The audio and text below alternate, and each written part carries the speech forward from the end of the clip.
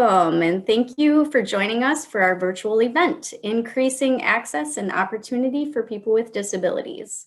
My name is Jennifer Phillips, and I am one of the employment specialists here at Lakeland Care. We are happy you could join us and expect that there will be some great discussion today. We will get into the introductions of our incredible panelists in just a second, but first a few housekeeping items and a pre-apology for any pets, children, or other distractions that we may experience. It's a crazy norm that we all are living in. With that being said, I'm sure that most of you are already accustomed to the virtual housekeeping speech, but here we go. This event is being recorded and all audience members will be kept muted throughout the entirety of the event. We encourage you to utilize the chat feature for those joining via webinar or in the comments via Facebook for those joining via the live. We will attempt to answer those questions at the end of the presentation if given the time.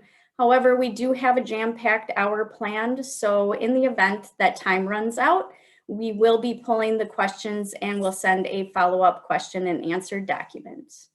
If you're interested in receiving that document, please provide your contact information via the chat feature or Facebook comments, or simply send an email to the Employment Specialist group email, which has been added to the chat and the comments for you. As mentioned, we are also streaming this event on our Lakeland Care Facebook page. Anyone joining via the webinar link, you will see a short poll pop up on your screen at the beginning and also at the end of the event today.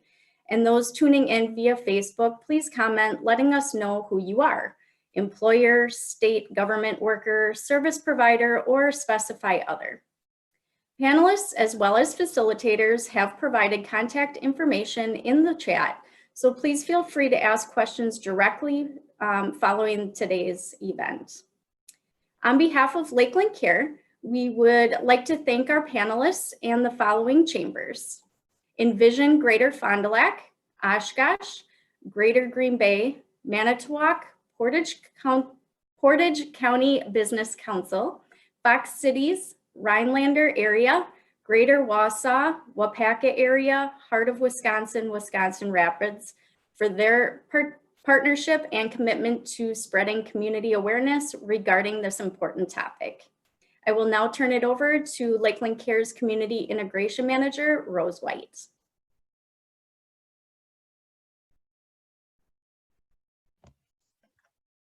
You're muted.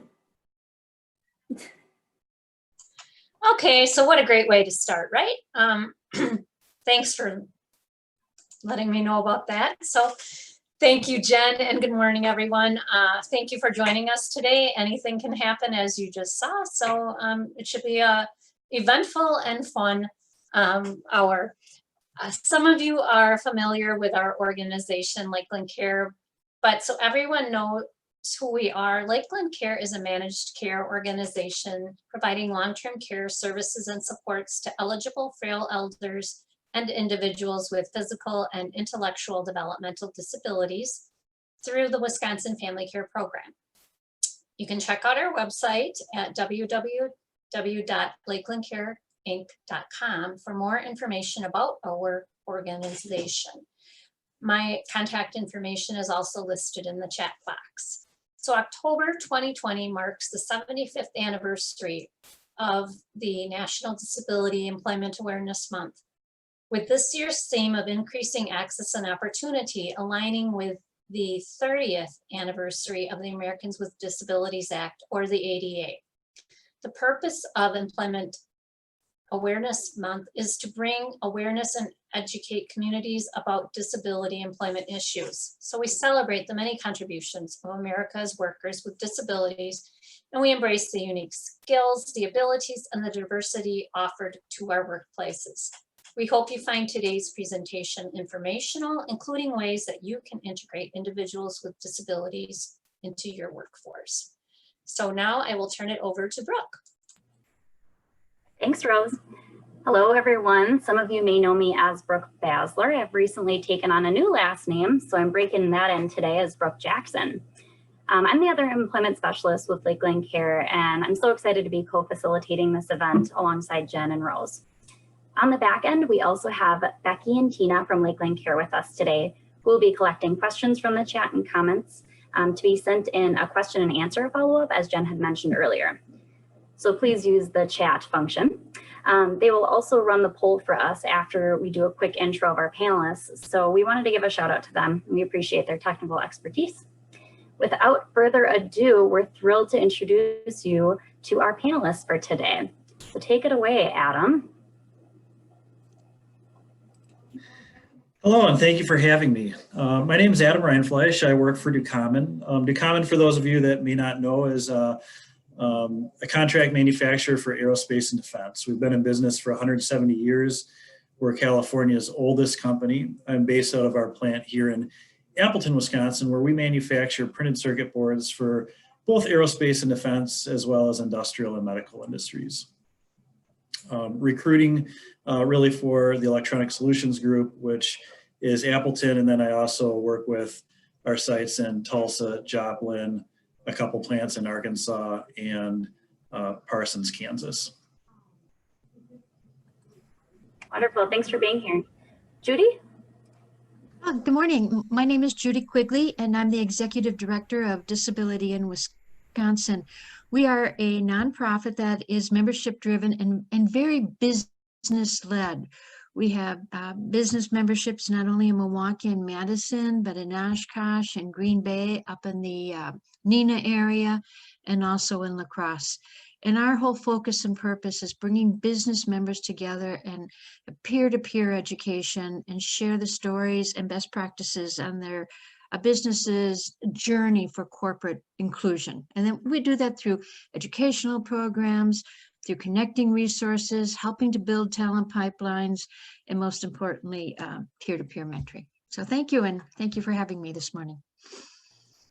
Great to have you. Our next panelist is Mallory. Good morning. Thank you to everyone who took their time out today on such an important topic. I am Mallory Cornelius, President and Employment Consultant of Variability. As an employment consultant, I am considered a job developer, a job coach, and also a consultant. So I just noticed that I froze. Was I able to get all that across? I contract with the Division of Vocational Rehabilitation, and I support their job seekers with seeking employment, but I can also support employers and employees long-term and support them on the job as well throughout the entire employment process. So thank you all for being here today. Thanks, Mallory. And last but not least, we have Mike. Good morning. I'm honored to be here today. I hope we can share some information with the businesses that are out there and answer some questions. My name is Mike Lazar. I work for the Department of Workforce Development, Division of Vocational Rehabilitation. Our agency specializes in working with individuals that have barriers to employment, get them to where they have to go, and then with the partnership of our service providers, connect them with businesses for a win-win situation. Look forward to speaking today, and thanks for everybody for joining. Thank you. So now that you've met our wonderful panelists, we are interested in finding out who we have in our audience. Facebook viewers, if you haven't already done so, please let us know who you are. Webinar viewers, please take the time to respond to the poll popping up on your screen, and then we are going to go right into the question and answer.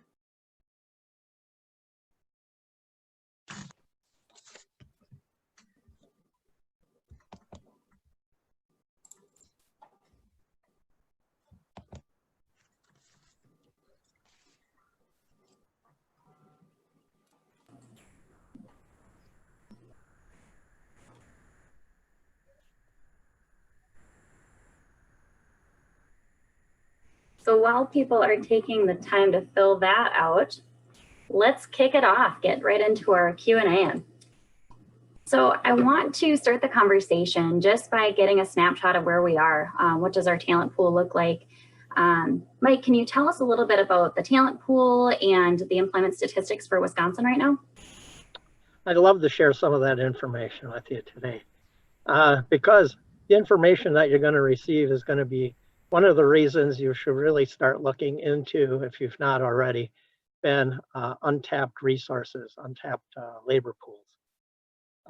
Last month, just a couple weeks ago, the September statistics came out for unemployment from the state of Wisconsin. The state's at 5.4%. This is the 5th month in a row that the percentage has dropped. And the trend continues to go that way. For a couple counties that we deal with, Brown County is at 4.3%. Outagamie County, 3.9%. Sheboygan, 3.7%. The reason why I bring this up is that right now in those counties, there's actually more jobs posted than there are people to fill them. So it's something to really think about. Again, this situation is going to be continuous through 2027, 2028. So the sooner you get on board looking for alternative workforces, the better off you'll be. One of the things that I wanted to share with, there's several different things, but in the state of Wisconsin, our latest poll says that 22.7% of all people in the state have a disability. And what I'd like to do is just put that into a more visual picture. Say you go to Lambeau Field, and we can go there. The place is packed, 80,000 people. Out of that 80,000 people, about 17,000 people there would have a disability. So if you picture one of the end zones and just picture from where that goes up into a V and take that into consideration, it's a huge talent pool. It's a huge population that needs to be looked at for employment opportunities. Almost 1 in 4% of everybody that is in your workforce has a disability, whether you see it or not. So it's something to always consider when you're looking at doing something. They're there, you may not know it. In Brown County, there's approximately 29,000 people that have a disability. Not all of them are actively seeking employment, but with some of the numbers that they do have for Brown County has approximately 6,100 people that are currently that have a disability employed. That's not a bad thing, it's a good thing. Which comes down to roughly 30.9% of the population that has a disability seeking work. But that pales in comparison to individuals that don't have a disability.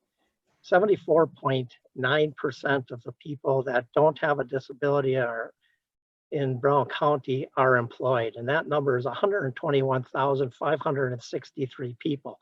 So you can see the difference in people that don't have a disability versus people that have a disability. On any given day in the state of Wisconsin, the DVR has over approximately 14,000 people actively seeking for work. In the Northeast Wisconsin area, that number is between approximately 3,400 to 3,500 people. So there are people out there that are actively seeking to be employed.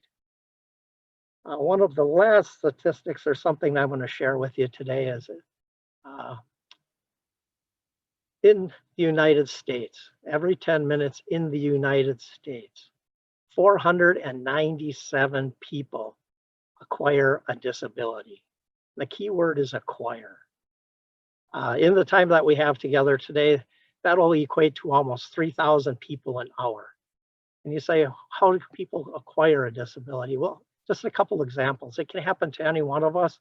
And please, I hope it never happens I hope I never see anybody in our office, because that means you had a really bad day and it's not a good thing. But just a simple thing of hopping in your car to go get something from the store, going to work, driving along, somebody runs a stop and go light or a stop sign, T-bones your car, you can go from brain injury, neck injury that makes you immobile, something that wrecks your leg that you can't stand anymore. And again, now you've acquired a disability. And this is an example that I heard from an HR person. They were walking around at home doing dishes and everything else, some water on the floor, slipped on the floor, hit their head on the floor. All of a sudden they had constant headaches, constant things, slight brain injury, but it kept them out of work for a couple of years.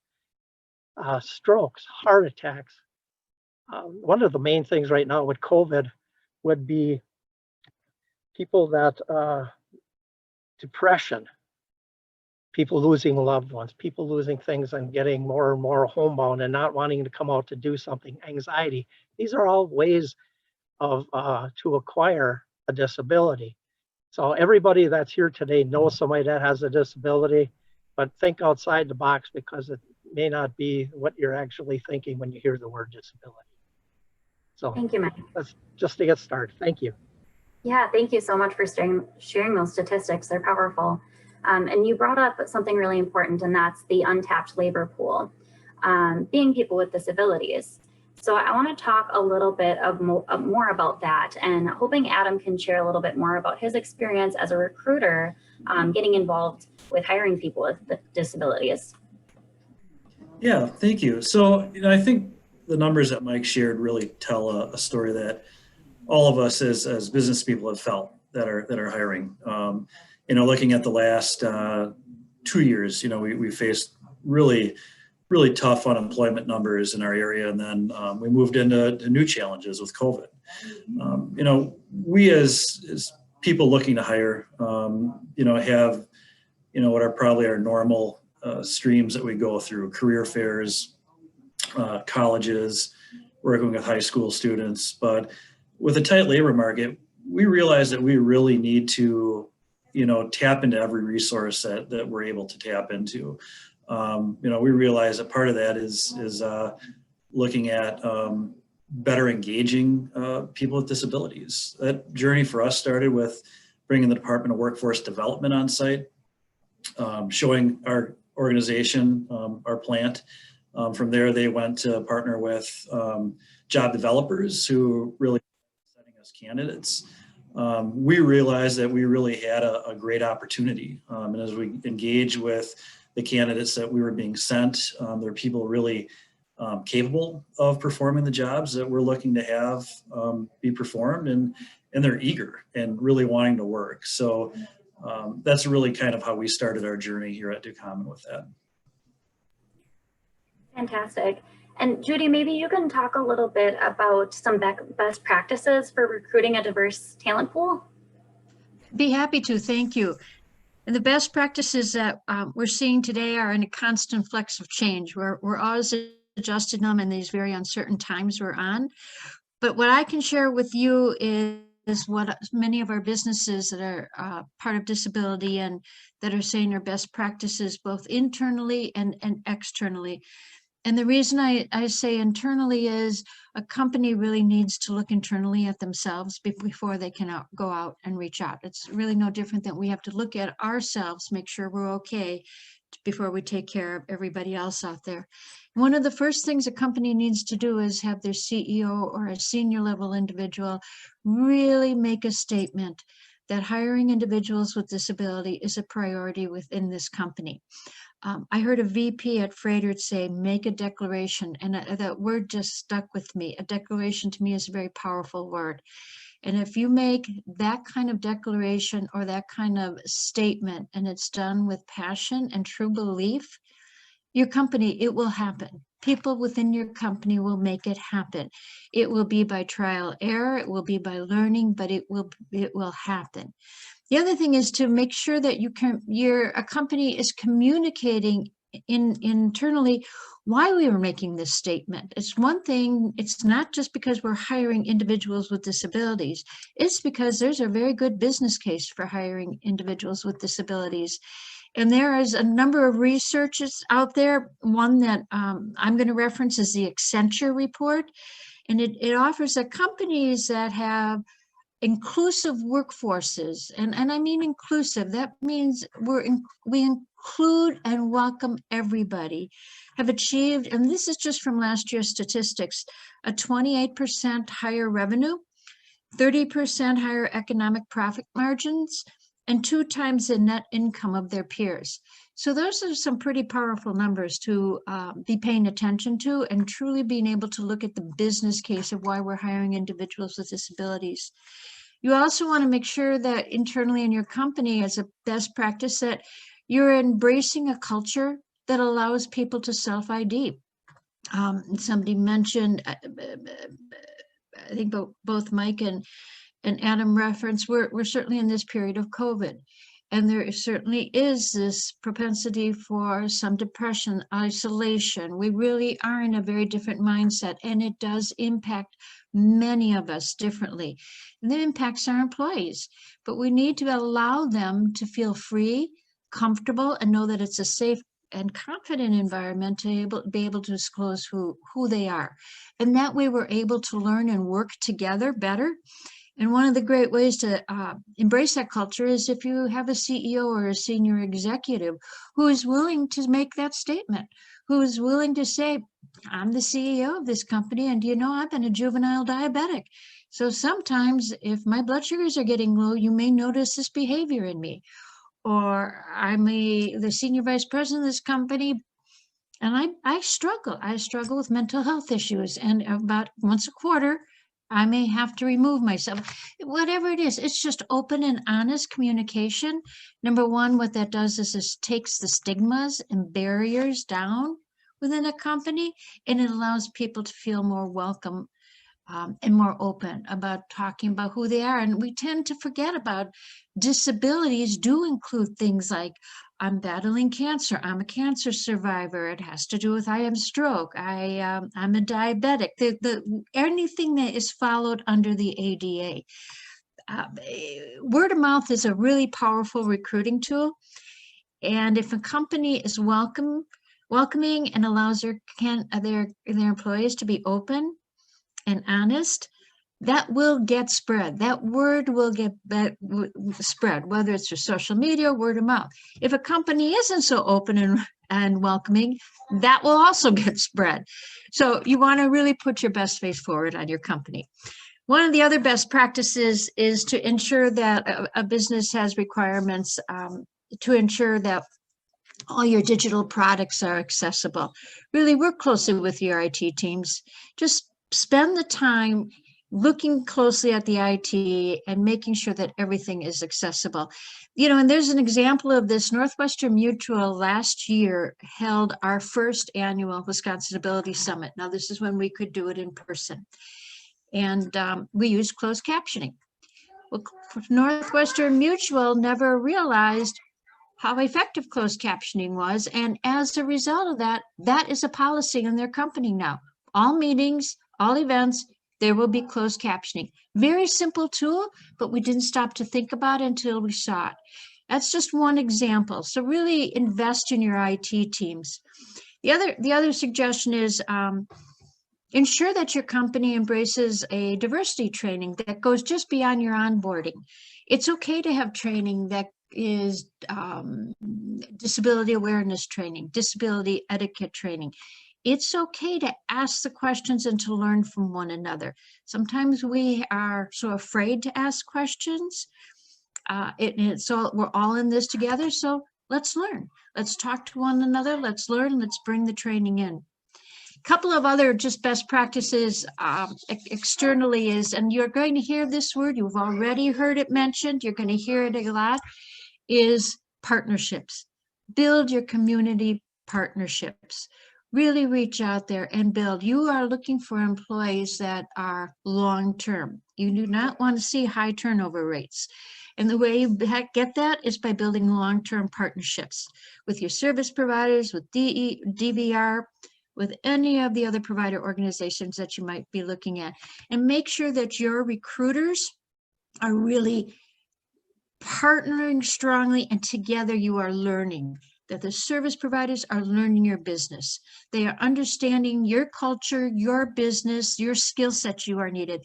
But you as a business are understanding, how do I effectively hire and make an individual successful within my organization? What are the best approaches I have to take? So I can't stress that word enough, and I know others will stress it, is building those kind of long-term partnerships. So take the time up front to be a little patient and invest in that. This are just some of my, share stories. Whatever you do, share success stories. We don't celebrate enough. Share success stories. I just think wherever you do, whatever you do, you have to celebrate. So make sure you celebrate. Love that. And we do plan on sharing a success story later on. So we're looking forward to that. A couple of key things that Judy brought up, thank you. I want to share a couple links of resources that she had mentioned. And so those are in the chat here. And then Judy had talked about a buy-in culture, but also talked about preconceived ideas of different jobs that people with disabilities might be able to hold. So I want to talk about that. Adam, can you talk about the types of positions that people with disabilities have held within your company and that you've supported?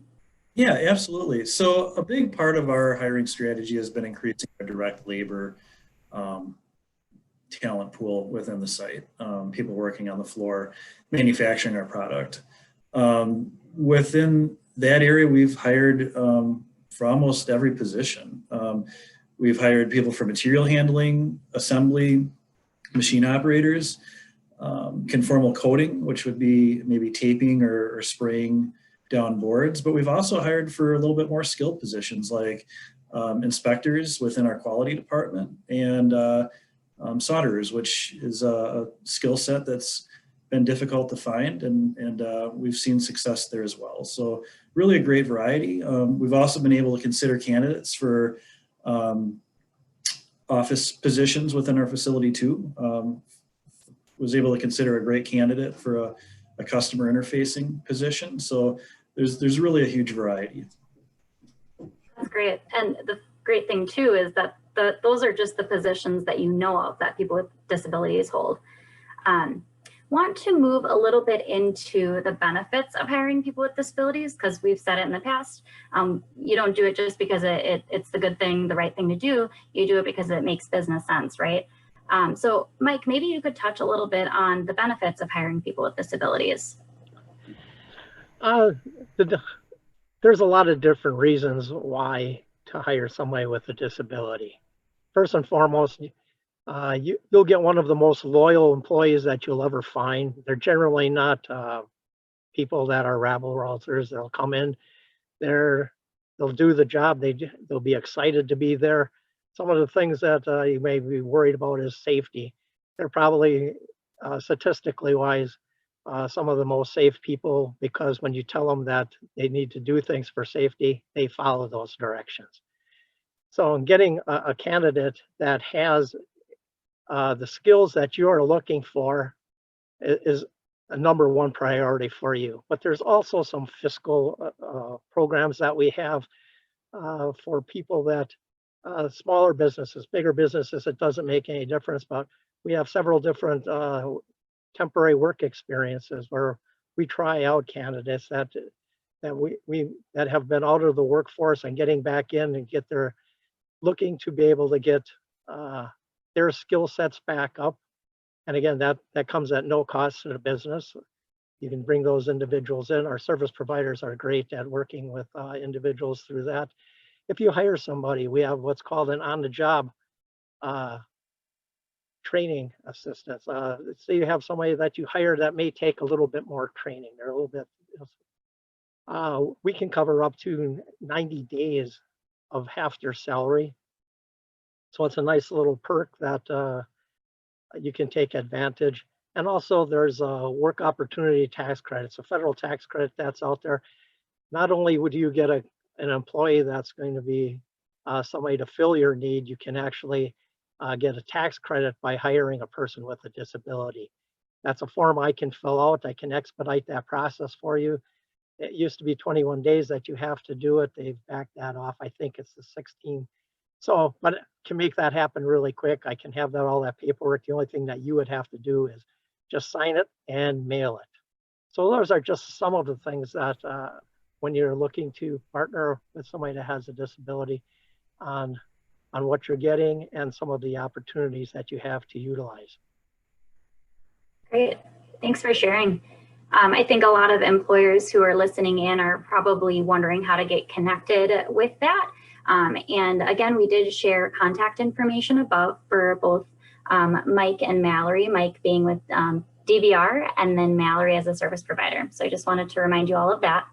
And then I wanted to talk more about Mallory, and your role as a service provider and how you can help businesses understand how to support employees with disabilities and understand what type of support might be needed. Sure.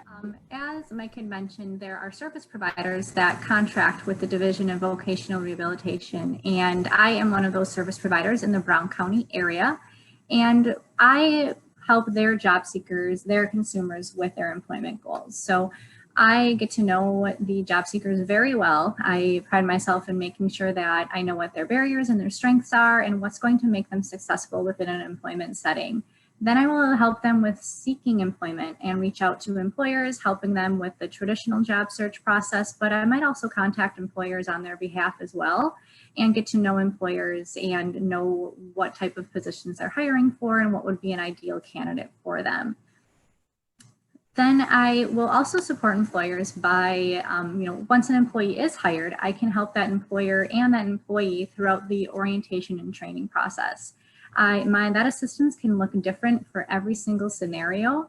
Every individual I work with has a varying level of need and abilities to do their job. So my assistance always looks different for every relationship that is formed.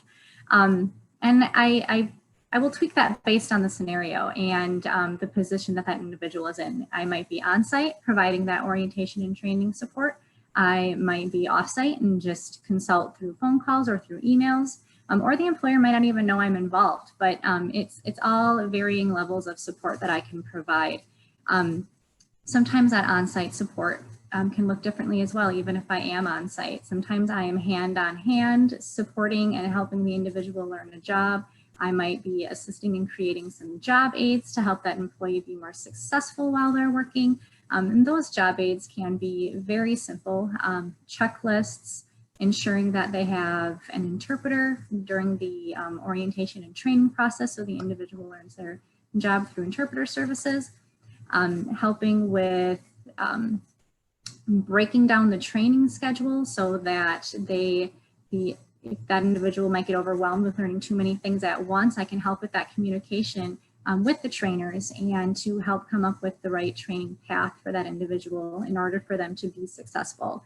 My main role is just communication, is being that communicator between the employee, the job seeker during the interview process, but then once they are hired, the communicator for the employee as well. Just making sure that the expectations are there, understanding what those expectations are, and helping bridge that gap to ensure that there's going to be successful employment. And that's always different for every situation.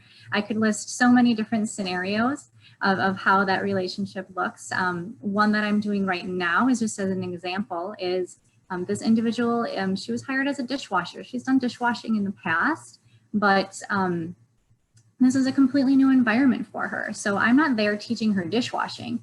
I am there on site helping her with learning who to go to when she needs to ask questions, how to log in to ask off for work, where she has to learn a route to go and pick up trays from the hospital floor. So I'm helping her create that route and that map for her that's going to make sense for her during training. Just making sure she's asking the right questions. I'm asking for clarification of why something is happening a certain way versus another way. So that's the type of support I am helping her because she's already done dishwashing. I don't need to teach her dishwashing, but it's some of those soft skills, we like to call it in the workplace as well, that I often provide the most support. So as I can work with employers in the beginning of the process as well. And if you have an idea of wanting to recruit and have a more diverse talent pool, I am more than happy to come in and do informational interviews. I love to learn about organizations and their culture, what's going to be the ideal candidate for them. As Adam had mentioned, he worked with the job developer to really determine what was going to be the right fit for certain roles that they were hiring for. That's our job as a service provider, is to help you succeed and help you with finding great employees that are going to last for a long time. Thank you, Mallory. One of the things that you kind of touch on is your role in supporting the business and the supervisor of the employee and probably the coworkers who are also helping to provide support, right? So I want to jump over to Adam to get an employer perspective. just on the importance of peer-to-peer buy-in and how to convince other employees to buy in. I want to touch on that. So, when we started really getting involved in this more as an organization, as I alluded to, we kind of got the information out there, and then we had a bunch of candidates sent to us. We definitely went through some learnings, and not really all the candidates that were sent initially were a great fit. That was tough, and we really took a step back and said, we're not going to fail at this. We are going to figure this out and really figure out a way to engage this talent pool and find the right candidates within it. So the first step in that process was really reaching out to the job developers that were sending us candidates and hitting the pause button and inviting them on site and really walking them through the plant and giving a more detailed, in-depth walk through the different positions that we were looking to hire. As we did that, I really had our supervisors that are working with our candidates lead that discussion. The benefit of that was it really helped get them involved in the program, and when you get people involved, you kind of create buy-in. That was really valuable. At that point, we really started seeing the right candidates. And one of the conversations that I had that really kind of stuck with me is, often, when someone has a disability, they go through enough struggle and enough rejection. So nobody's trying to set anyone up for a job that's not a fit for them. So when you really lay down the groundwork and kind of set what we're looking for as qualifications for a role, the partners on the other side really work to get you the right candidates and find a good match. Beyond that, I think it's being a little bit strategic in how we do things. I sat in on a few of the interviews initially with our supervisors once we brought candidates on site. And I think of one offhand where it was a candidate who really had maybe a communication barrier and really struggled to be able to communicate his thoughts during the interview. And afterwards, we really had to talk through that. And one of the things that I helped guide the supervisor on was really using the resume as a guide. This is someone that had an associate's in applicable field, had a good GPA, was involved in a lot of different extracurricular type activities. And we really use that as a guiding factor for us rather than how they performed up front in the interview. I think anytime you make a hire, there's a calculated risk. And we decided that, rather than looking at maybe the standard, how they communicated, how they presented themselves, we needed to really take a look at some other things, and that really paid off. As far as that peer-to-peer buy-in, everything's results based at the end of the day. This is something, and the comment had been made previously, is it just makes sense. We're trying to hire people. There's a population of people out there that are struggling to find employment, but have the skill sets to do the jobs that we need them to do. Once we started building success, making the right partnerships, we really started to see some good hires being made. And at the end of the day, that's what it's about, finding the right talent that can do the job, that want to do the job, are excited to have the opportunity to do the job. We really haven't seen turnover like we have when we've recruited from other streams. And now we're excited that we get to look at this and try to really push it, in some other facilities, because it's really been a great roadmap for some success for us. Thanks for sharing all the positive stories from your experience hiring people with disabilities. I want to wrap this up. We need to go into our last question, is for employers who are listening in and wanting to build an inclusive workplace, what would you recommend to them as the next step? And I want to start with Judy on this one. To attend as many of these sessions. Here's a powerful session right here and you've just made a number of connections. If you follow through, you have a number of resources that you can connect with. So be open to the resources that are out there and that are being offered to you. I'd also would suggest talk to your peers, your industry peers. So many times you can learn so much from one another about what has worked, what hasn't worked, what would you do differently. Nobody should have to reinvent the wheel on everything and anything. There is enough examples out there if we're willing to share with one another. There's also a couple of tools out there that can really help you as an organization do a strong self-assessment of who you are and how ready and open and willing you are to start being more inclusive. And one of them is, and this is put out by the AADP and Disability, and it's called the DEI, or Disability Equality Index. This is a very in-depth self-assessment tool that looks at every single aspect of your business, from the CEOs to your product design to your onboarding and recruitment. It looks at your web's design, your technology, every aspect of your business to go, okay, are we ready to make sure our workforce is successful for everybody? And the people that we bring on, we want to make sure they stay on. So this benchmarking tool really looks at strongly at culture and leadership first and foremost. Have we made that statement that said hiring individuals with disability is a priority for us? Are we really evaluating our enterprise-wide access? What do our employment practices look at?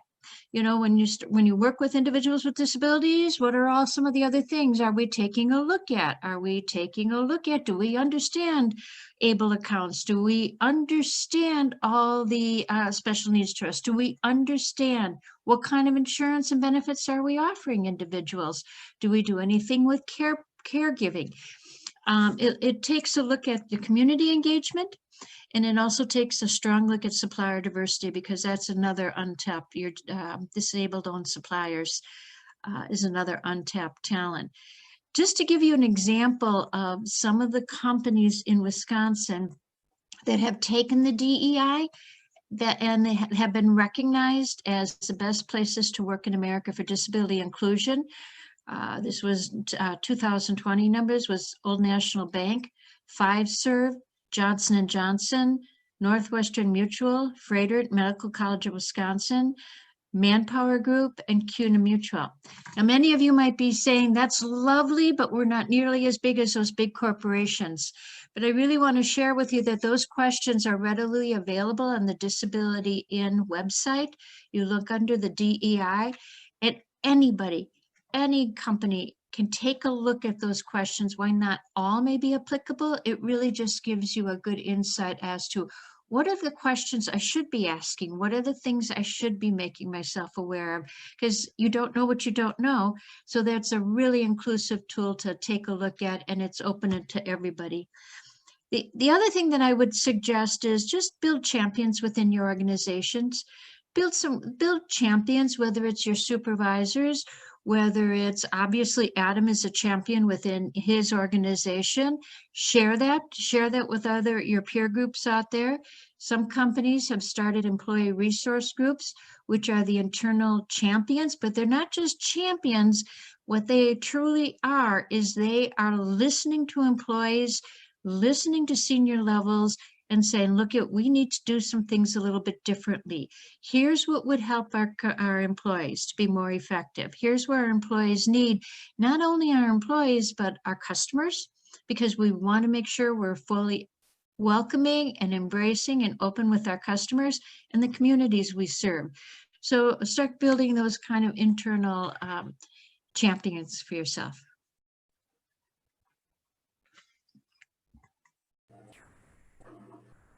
Thank you, Judy. We appreciate that. All right, I think that is how we're going to wrap up our panel discussion, because we still have something else we want to get to here. Jen, I'll let you take it away while I pull this up. Yeah, so next I have the pleasure of introducing Lakeland member Brian, who is here to share his employment story with us. Actually, bear with me here. I just need to make sure I'm sharing my audio.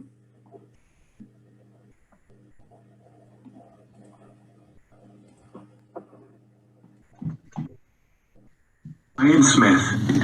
I was born with cerebral palsy.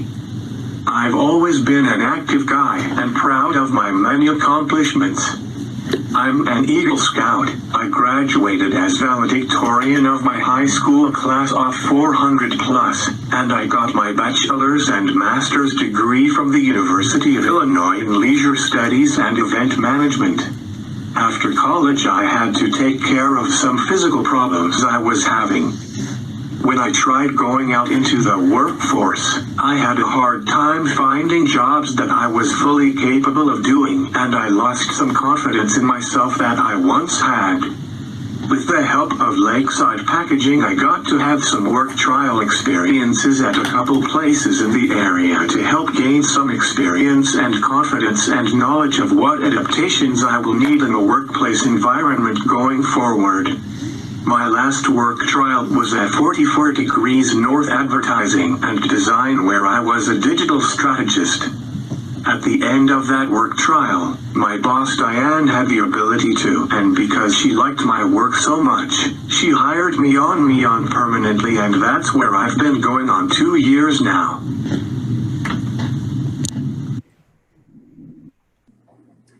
Thank you, Brian. We're happy to have him here today, and I see he's on video now. I also have the pleasure of introducing to you Brian's supervisor and owner of 44 Degrees North. She's joined us today, so I want to welcome Diane to share her perspective and experience with hiring individuals with disabilities.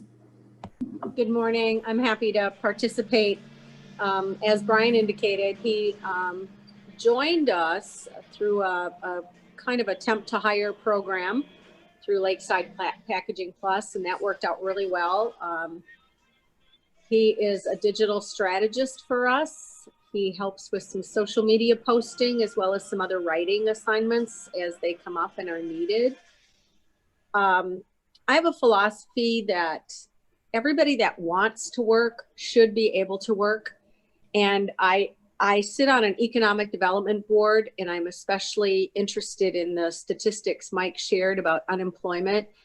Before COVID hit, I still am a huge proponent of we need everybody pulling and contributing to make our economy robust and function well. And I think as an employer, we're missing a big opportunity if we don't consider employing handicapped and disabled people out there. I think we underestimate the value and the work that they can bring to our firms.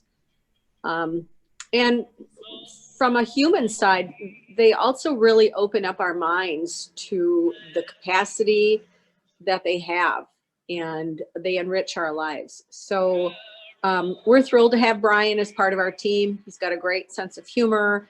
I like to tease him a lot, and he takes it really well. He's, as Mike had alluded to, he is dependable, he's reliable, he communicates if and when there is an issue about attendance. He's just a superb employee, and we consider ourselves lucky to have him. Thanks, Diane. It has really been a pleasure getting to know Brian as I've been working with both Brian and Diane to write up a success story. And I'm going to actually share that link in the comments here. But one of my favorite things to share, and I have to bring it up, is Diane, can you tell us, Brian obviously uses some accommodations, adaptive aids for communication and to use the different devices to do his job. But that certainly doesn't stop him from his witty sense of humor, right? So I was hoping maybe you'd share the story of the interview question. So I interviewed Brian a couple of years ago. He did have a counselor with him, but he did not answer any of Brian's questions. He answered them all. And the last question I presented to him is, if you look forward in, say, a year, and someone asks you, why are you glad you took this job? And I asked him to fill in the blank. And his response was, because I work for a great boss. And I think I hired him on the spot. It was a good answer. So again, Brian is quick and he's sharp and witty, and he has risen to every challenge I've presented to him. When he first started, I had a personal situation that took me out of the office. So it was hard because we were trying to onboard him without my help here. And I asked one of his coworkers how he was doing, and she said, he's doing fine. He's a little nervous because he thinks you have high expectations. And I laughed and said, well, I do have high expectations. He's very bright, and there's no reason whatsoever that he can't do this job.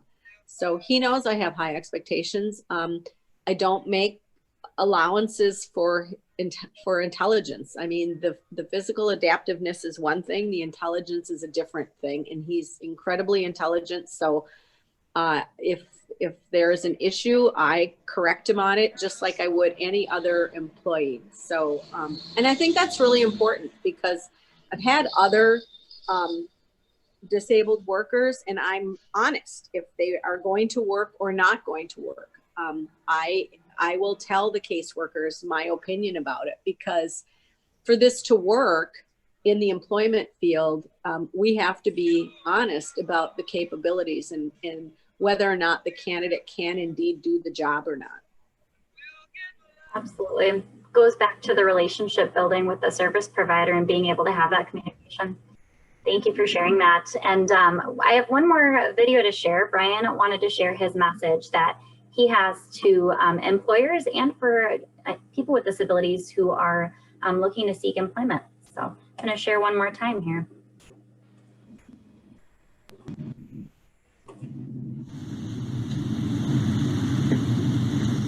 I would encourage people with disabilities to never give up on finding employment. Especially in this day of technology, there are more viable opportunities than ever for people like us.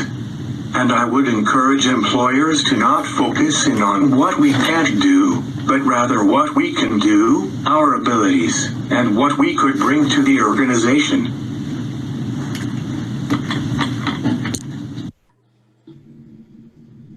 Thanks, Brian. And I'm going to send the link to his full success story here in the chat for you guys to all check out. Awesome. I wish we have such great conversation and so much information being shared. I wish we could do this for another hour, but we are solemnly out of time here. So thank you to our panel for their time and sharing their positive experiences and resources in hiring individuals with disabilities. Big thanks to the Chambers for partnering with us in this event. Brian, thank you so much for sharing your story, and for Diane's portion of that as well. And to our audience for wanting to learn more about how individuals with disabilities can benefit your business. As a reminder, all the panelists' contact information is in the chat feature, and feel free to contact Brooke, myself, or Rose from Lakeland Care with any questions in that group email. For the final poll, please indicate if you would be interested in attending any additional webinars, and what topics you would be interested in hearing more about. Thank you, everyone. Have a great rest of your week. Thank you. Thank you for joining us. Thank you.